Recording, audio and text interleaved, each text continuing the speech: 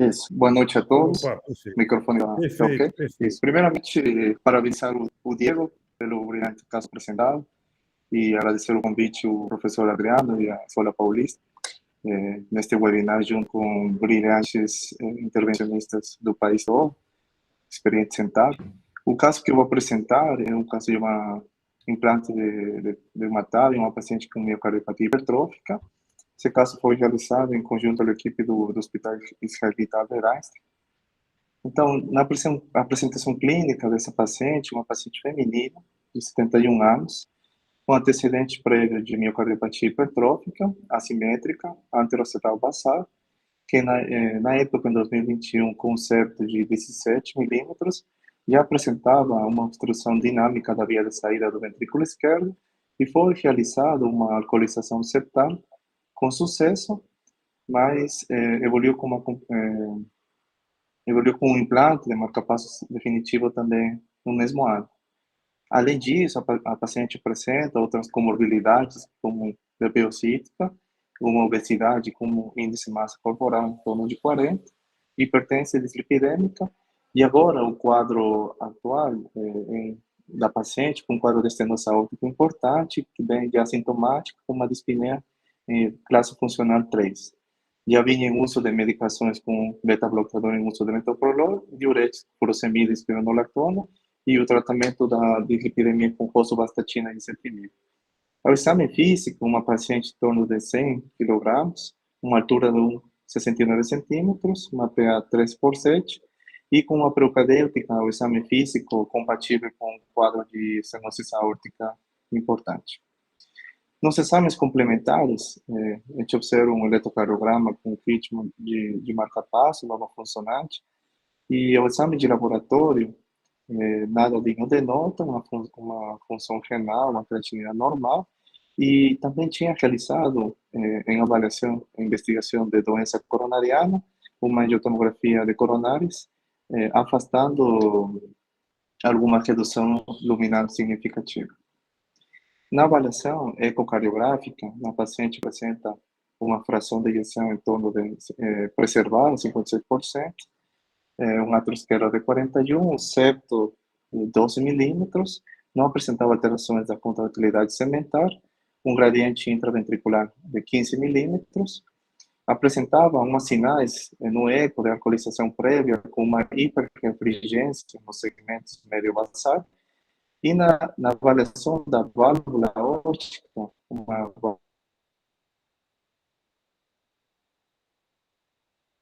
válvula trivalvular, com uma classificação moderada a importante dos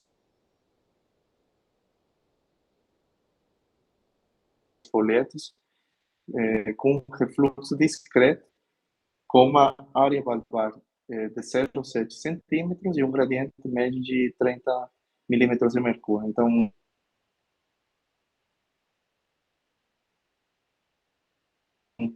quadro de uma estenose aórtica importante, com fração de escopo preservada e gradiente de baixo, mas temos paradoxal.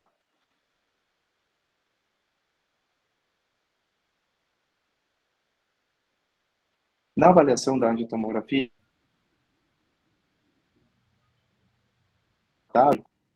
já atenção no desenho gráfico A, na avaliação da anela aórtico com uma área de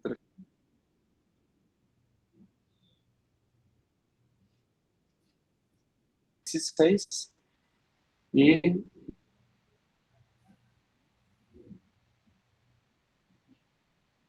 na avaliação da raiz da aorta em torno de 26 milímetros e na altura dissociativa angular em torno de 24 milímetros. Dos folhetos e das comisuras com um score de cálcio baixo, em torno de... Na avaliação da altura dos ossos das coronárias, o osso da coronária direita em torno de 13 milímetros e a esquerda de 12 milímetros, sendo baixo risco para obstrução coronariana. Enquanto na avaliação dos acessos vasculares, a gente observa não apresenta lesões estenosantes, pouco cálcio, e na avaliação dos diâmetros, já seja direita e esquerda, com diâmetros favoráveis para um acesso transmural, já seja direito ou nesse caso, a gente fez uma avaliação da qual seria a nossa projeção de trabalho, fazendo o alinhamento comisurado, então de uma pressão oblíqua esquerda 8, cranial 10. E chama atenção também na avaliação tomográfica, essa imagem, a gente observa o ventrículo esquerdo hipertrófico, também observa um septo interventricular bem hipertrófico, tendo uma obstrução leve da via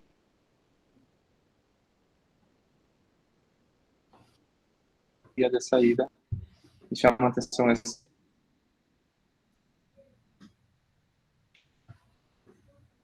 estrechez abaixo do anel aórtico, a via de saída. A gente observa também que não apresenta causa, calcificação na via de saída e no anel aórtico.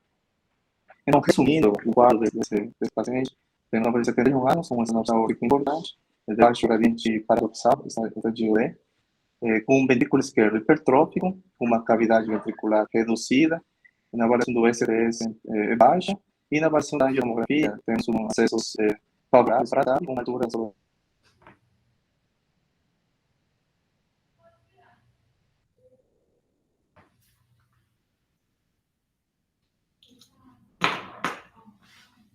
Tá me ouvindo, Vitor? Acho que a conexão do Vitor está um pouco instável. Vocês estão me ouvindo? Sim. Então, se eu pudesse resumir aqui para o Vitor, então, uma paciente de 71 anos de idade, que chama atenção, é uma estenose aórtica, provavelmente low flow gradient paradoxal, uma cavidade pequena, muita hipertrofia ventricular esquerda. Chama atenção que ela tinha uma hipertrofia miocárdica no passado. Tá. Eu estou fazendo um apanhado rápido aqui, Vitor, então só para resumir, que a conexão estava um pouco lenta. Então, uma paciente de 71 anos, relativamente jovem, com essa história de miocardiopatia hipertrófica assimétrica com embolização septal no passado, mas mesmo assim, a anatomia do complexo valvar aórtico é um anel muito pequeno, 330 de área apenas. Os diâmetros máximos e mínimos, não me lembro, Vitor, me refresca minha memória. 24,16. 24,16, anel pequeno mesmo, né? O diâmetro mínimo de 16, é difícil a gente encontrar isso. Junção sino-tubular 24, pequena. E outro agravante é que o score de cálcio próximo de 400, então baixo também o score de cálcio. E o que é diferente, muito diferente nesse caso, associado a essas variáveis de dificuldade técnica, é essa hipertrofia ventricular que invade a via de saída do ventrículo esquerdo, promovendo inclusive gradiente. Então agora a dúvida é que tipo de prótese, qual a estratégia, uma prótese balão expansível, autoexpansível, que tipo de balão de autoexpansível potencialmente seria melhor, estratégia de implante mais alto, mas com risco de embolização. Então eu abro aqui o microfone para quem gostaria de dar algum comentário. Tito, você aí que é meu ajudante de ordem. Vamos embora. O que você faria aí? Vitor, eu também, o que me chama a atenção nesse caso é essa questão do anel ser pequeno, estreito, ele não ter a calcificação muito importante. Então isso daí eu ficaria um pouco receoso de fazer um implante mais alto. Então eu vi que o paciente já tinha marca-passo, o marca-passo estava conduzindo, então isso daí me deixaria mais tranquilo em explorar uma implantação, uma liberação um pouco mais baixa. A única questão que a gente não quer também, pensando aí numa balão expansível, é causar alguma alteração de anatomia muito grande para prejudicar o lado da mitral, mas acho que não vai ser o caso.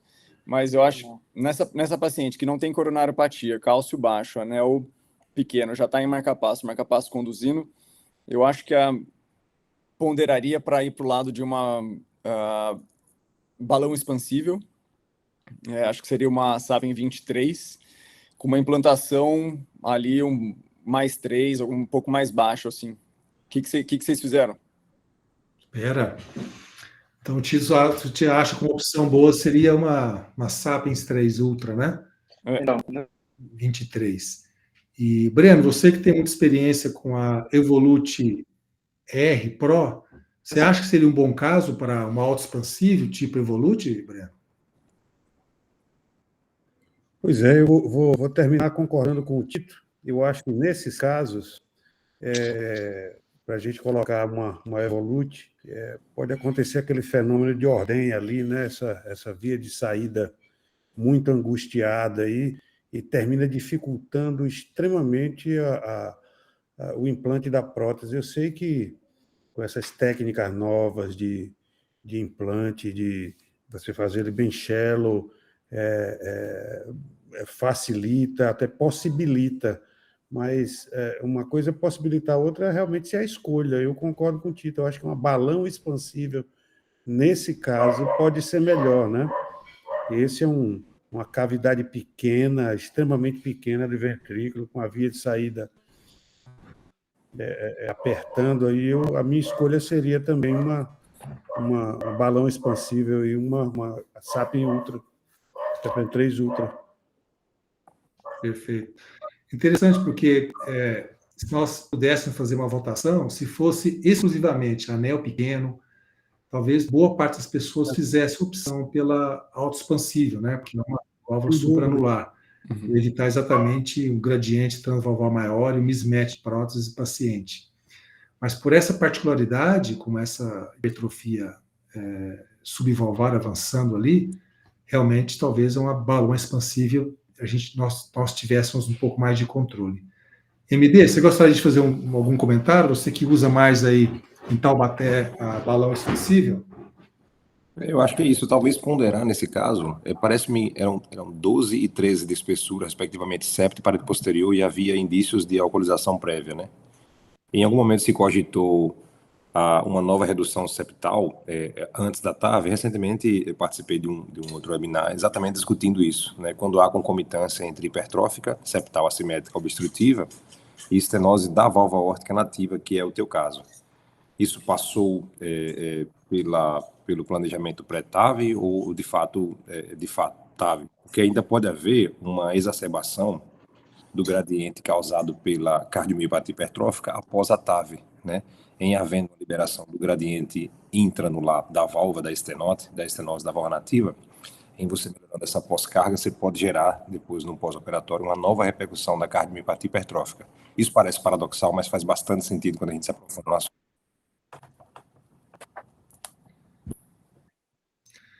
Me parece que foi um procedimento realizado com sucesso, e o Vitor pode me corrigir. E o septo... Isso, foi com sucesso mesmo. Tinha um septo, e o septo pela SC, tinha um gradiente. 17 de septo, né, residual? Então foi SC agora 12. Essa redução já foi realmente planejando, já foi com um step before the TAVR, né? Já foi um passo antes da TAV, não é isso? Isso. Então na época, essa gente já vinha com uma estenose moderada, um quadro de disneia, mas a gente optou por primeiramente tratar a cardiomiopatia hipertrófica, aquela obstrução. Isso. Já pensando talvez num futuro, o tratamento com a TAP. Perfeito, então faz sentido, perfeito, excelente. No TCT do ano passado, houve um caso ao vivo de uma paciente que realizaria uma valving ring, se não me falha a memória, onde foi feito um procedimento como se fosse um lapum modificado, onde eles fizeram miectomia com a função do septo interventricular e rasgaram o septo interventricular. Melhorar o NEO-VLT, não é isso? Exatamente. Deixar o NEO-VLT maior, perfeito. Exatamente. Então, sabe-se lá no futuro se seria possível também, nesses casos, realizar uma miectomia, né, como se fosse um lapum modificado, para pré-implante de prótese, mas eu confesso que eu desconheço esse tipo de procedimento para a válvula aórtica. Cacheta, tem uma outra possibilidade aí, você fazer com eletrofisiologia, né?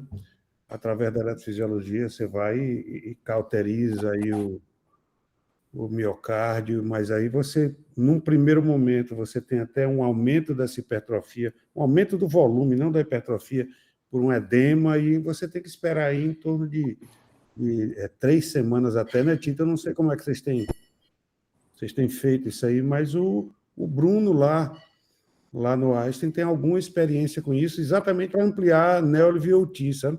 Talvez, nesse caso, pudesse ser adaptado também, já que a gente já tinha feito, ou já tinha sido feito, o Pedro já tinha feito, na realidade, uma alcoolização desse septo, né? Eu não sei o que sobrou aí de septal que a gente pudesse acrescentar aí, mas talvez com a eletrofisiologia, os índices da eletrofisiologia pudesse ampliar isso aí. E muitas vezes também, né, Breno, Victor, a dificuldade diagnóstica na relação causal, se os sintomas são da estenose valvar aórtica ou subvalvar aórtica. Então, no primeiro momento, aparentemente, a responsabilidade maior era da hipertrofia ventricular, né, subvalvar. No segundo momento, corrigido, pelo menos grandemente, o problema da obstrução da via de saída subvalvar, aparentemente o problema residual maior tenha sido a estenose valvar aórtica. Então, só para ilustrar a dificuldade, às vezes, da gente saber qual é a estenose mais responsável pelos sintomas, se é a subvalvar, da hipertrofia ventricular esquerda assimétrica, né, com obstrução da via de saída, ou se é da valvar, ou as duas concomitantes também podem estar associadas. Uma analogia importante, desculpa interromper mais uma vez, mas é quando nós fazemos fisiologia intracoronariana invasiva, seja hiperêmica, seja com os índices múltiplos não hiperêmicos, quando nós temos tandem lesions, lesões sequenciais, em que tanto a estenose distal interfere na proximal, quanto a recíproca é verdadeira também.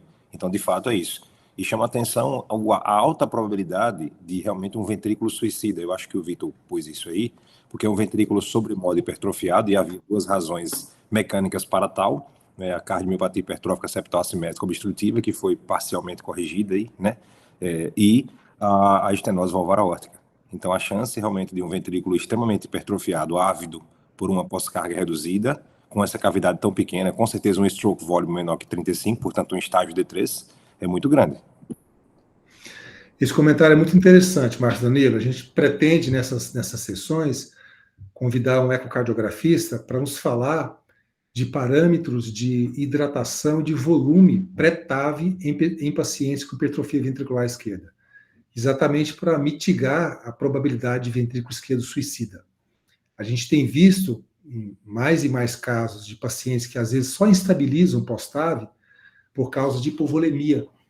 Então a gente vai convidar um ecocardiografista que eles têm enxergado muito além do que simplesmente o cálculo de gradiente ou complicações, mas também a volemia desses pacientes antes do implante da TAV, para evitar essas complicações de ventrículo suicida. Mas obrigado pela lembrança.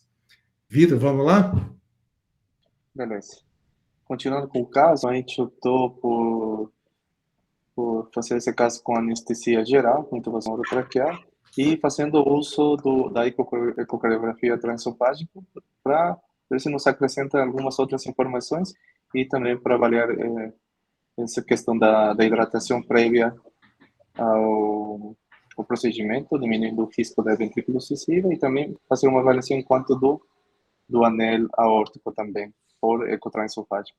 Enquanto as vias de acesso, a gente optou por o acesso principal, a artéria femoral comum direita, com o indutor 8F, e a colocação do pigtail por um acesso radial direito, todas funções guiadas por ultrassom.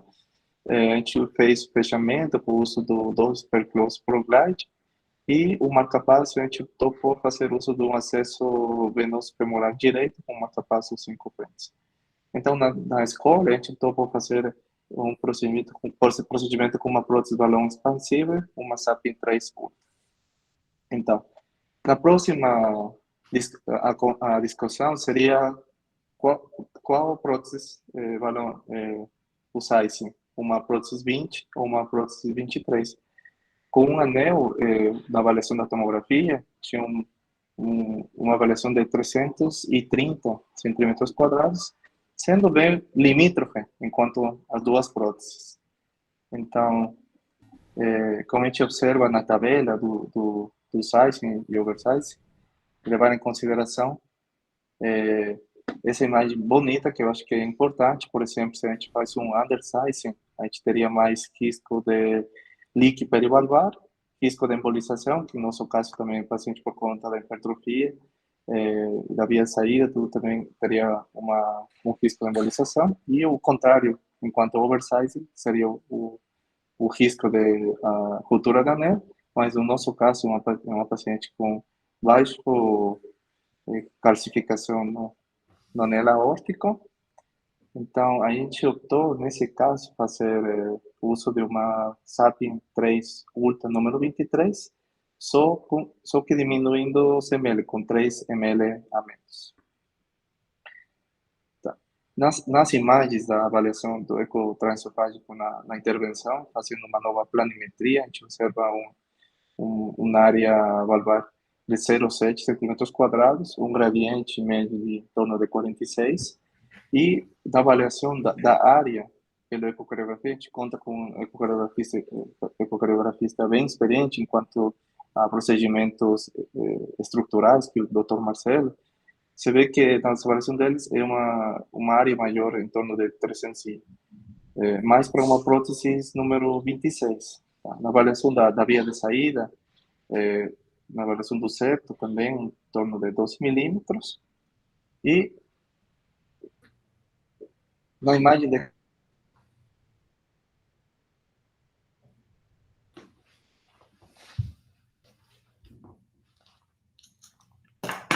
Acho que ele travou de novo, né?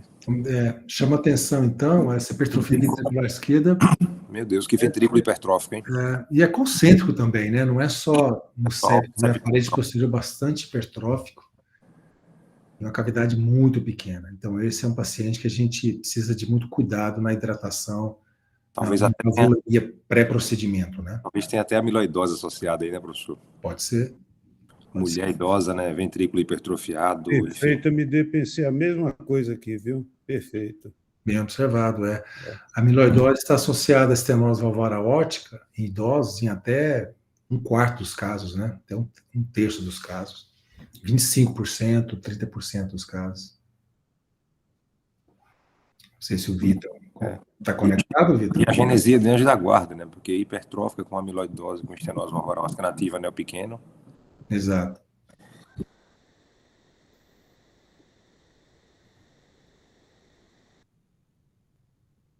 Acho que o Vitor.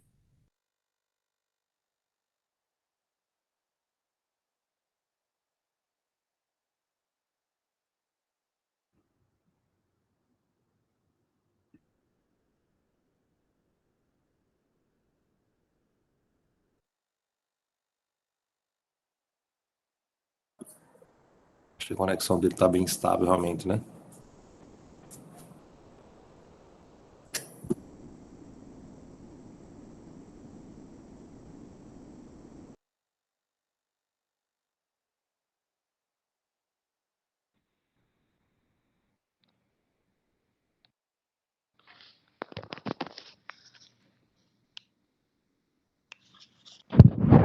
Estão me ouvindo?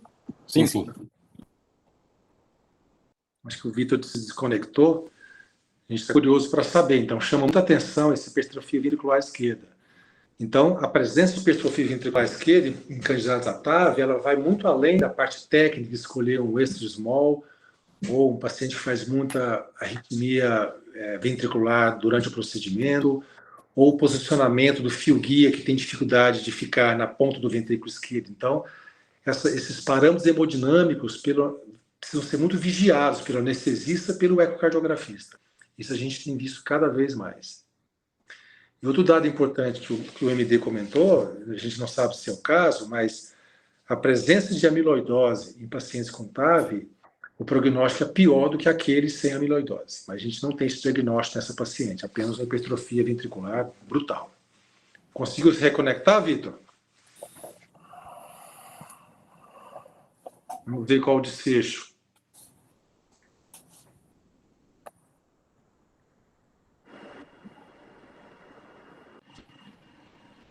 Pessoal, desculpa.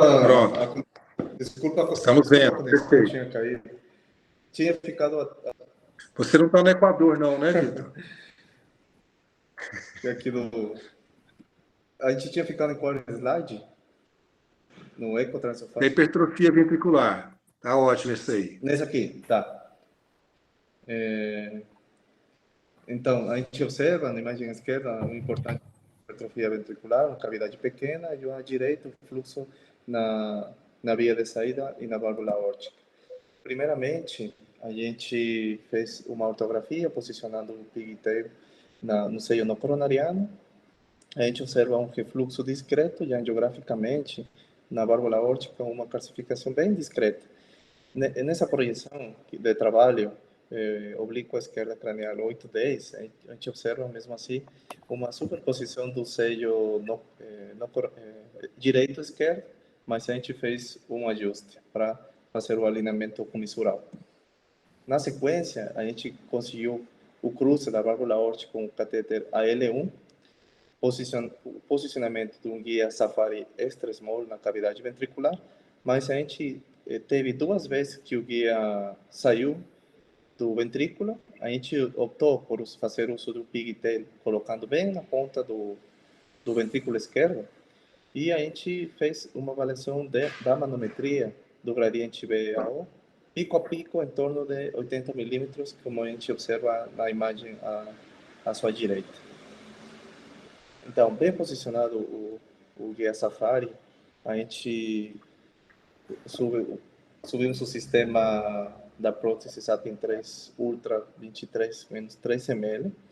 A gente conseguiu o cruzamento da válvula aórtica e, como a gente observa na ortografia, na imagem à direita, posicionado o pigtail na cúspide no coronariana, o posicionamento da marca radiopaca bem na borda inferior do pigtail. E para os senhores observar, bem na liberação, a gente observa como a gente fez uma liberação bem lenta nos primeiros 5 segundos, e a gente vê como a prótese tem uma tendência a subir, a embolizar, mas rapidamente o operador consegue descer ela para reposicionar. Não sei se dá para... Assim, eu tive um caso que eu apresentei recentemente, professor Cacheta, eu tive uma situação dessa, nós tivemos aqui, só que foi a tendência de descer para o VE. E era um pau, e a gente precisou de tracionar, Vitor, e realmente, nesse caso, ela tendeu a ser chutada para a aorta, provavelmente por esse ventrículo extremamente hipertrofiado, né? Vocês estavam com o pace muito seguro, né? Realmente, como diz o professor Cacheta, é um balão expansivo, reposicionável em tempo real, né, professor? Exato.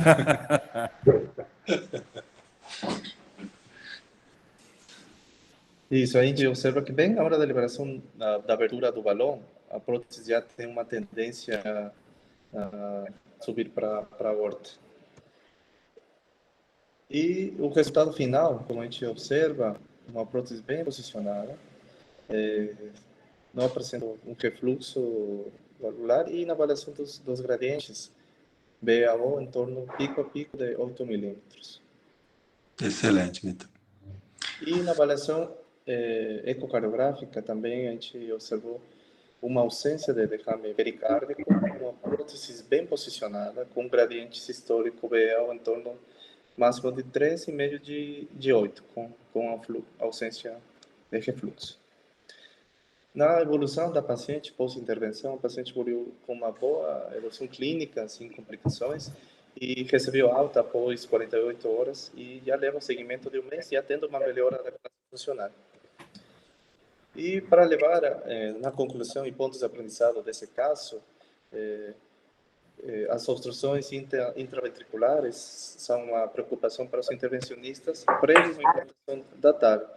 E o ventrículo suicida, a gente tem que levar em consideração, já que uma situação, nesses casos de cavidade pequena, que pode ocorrer quando a gravidade da estenose da válvula aórtica é subitamente eliminada e leva a um colapso hemodinâmico paradoxal devido a um aumento do gradiente intraventricular. Para isso, a literatura e os intervencionistas experientes recomendam manter um paciente euvolêmico, evitar inotrópicos e controlar bem a frequência cardíaca, possibilitando o enchimento diastólico adequado do ventrículo esquerdo. E também queria mostrar para o senhor que na parte da avaliação, nesses casos, pacientes com hipertrofia, tem uma publicação enquanto um consenso de expertos na avaliação tomográfica, que foi publicado no JACT Imaging, em 2019, em qual leva a consideração, na maioria dos casos, a gente faz avaliação tomográfica comum da anatomia em sístole, lá que leva um maior diâmetro do anel em comparação à diástole, mas nos casos de hipertrofia septal, a gente, os consensos recomendam fazer uma avaliação na diástole, lá, já que vai ter um aumento da medição do anel, e isso levaria para o planejamento do procedimento. Esse seria o caso apresentado e, primeiramente, agradecer a todos. Obrigado. Vitor, muito obrigado a você, apresentação magistral, caso muito interessante, e você finalizou muito bem lembrando de que a medida pela tomografia em paciente com miocardiopatía hipertrófica septal é um pouco diferente do que da medida do paciente que não a possui, especificamente por causa da hipertrofia do septo na região subvalvar. Muito bem lembrado isso aí, porque a gente pode, inclusive, cometer alguns erros no sizing, na escolha da válvula, baseado nessa medida. Eu não tinha lembrado, muito bem lembrado. Parabéns. Tito, algum comentário final? Só parabenizar o Vitor, acho também muito pertinente esse lembrete na aferição do anel na fase da diástole. E muito bem, parabéns, Vitor. Muito bom. Obrigado por compartilhar esse caso com a gente. Muito bom. Alguém gostaria de mais algum comentário? Temos mais um minutinho.